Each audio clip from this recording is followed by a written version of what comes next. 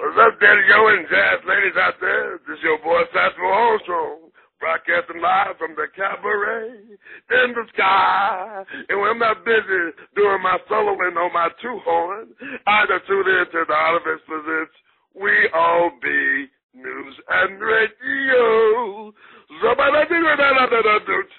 Oh, yeah. Goodbye.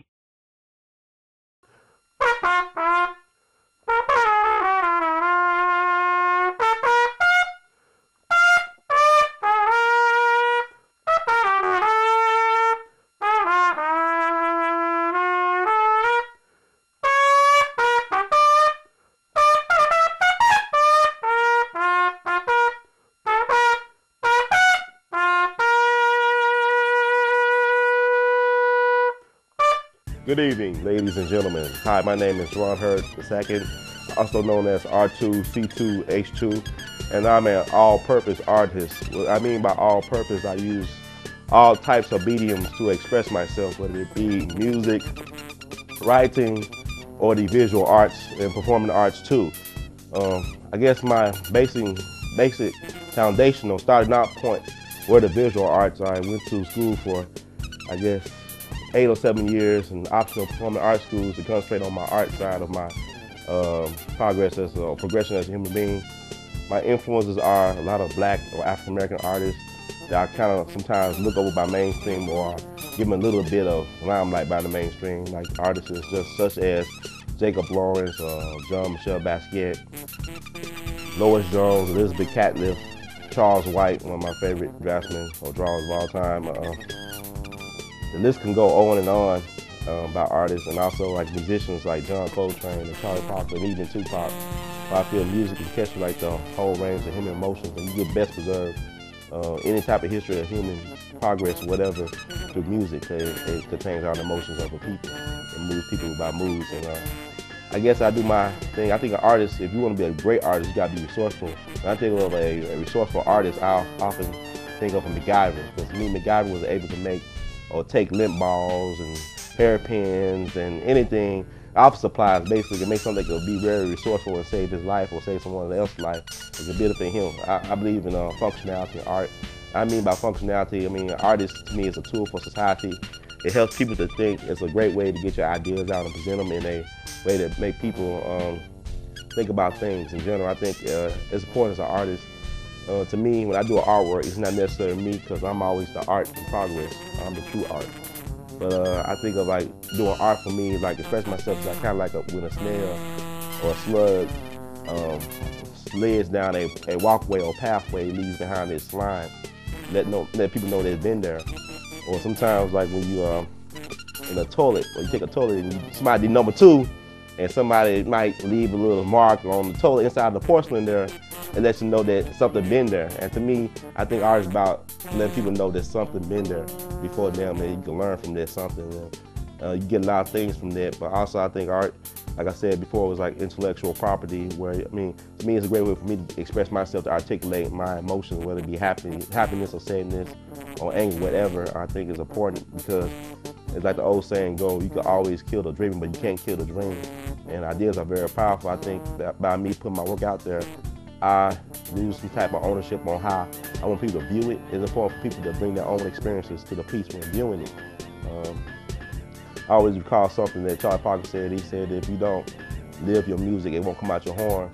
And he also said that they teach there's a boundary line in music, but there's no boundaries to art. And I think true art is able to overcome all social barriers and all ideologies, differences people may have within each other, and it brings people together. I mean, once we learn how to agree to disagree, then everything is okay. I think art is very important, that it brings out the confrontation of nature and people, especially if they don't understand the process of the artist, the way he makes his or her art. And in general, I think art is very helpful for society.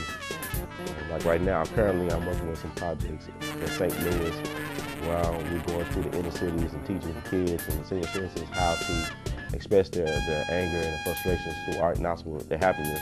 Like I'm working with this program called CHIPS, and it's a program, CHIPS Emotions, which is part of this program This organization called CHIPS, which is a non-profit clinic that's located in the Jeff Vanderloo neighborhood in St. Louis, and it provides, like, I guess, free healthcare benefits for members of the neighborhood. And what's so significant, I mean, about doing that type of work there is because it's in a place where help is really most needed. It's generally considered one of them the HIV/AIDS hotbeds in the city. It got like a high teenage pregnancy rate and a high school dropout rate, and it's 98% African American. And my thing is that people should try to go out to the places of most needed help. Like, you know, sometimes I guess people get trapped in a church where they say, well, we all saved here, let's not worry about them. But if you look at certain things like the Bible, you see like Jesus or God, to communicate with the people that was down their luck, or people that were outcasts of society. I think it's important to do that as well, as we've seen that project of bringing people together. I think the arts can be included because, like I said before, it's overcome all types of social boundaries and ideological problems. And you find like art out there for anybody and everybody to like. And it's just my spiel. And basically, I just like to do art because I just like to do art.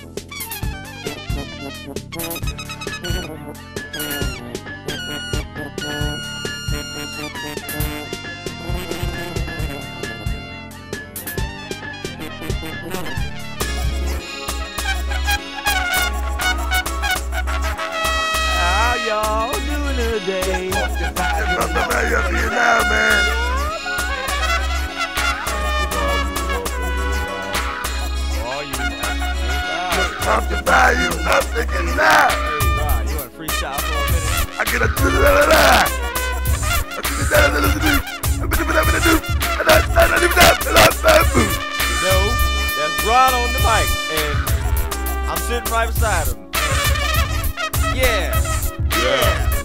Yeah.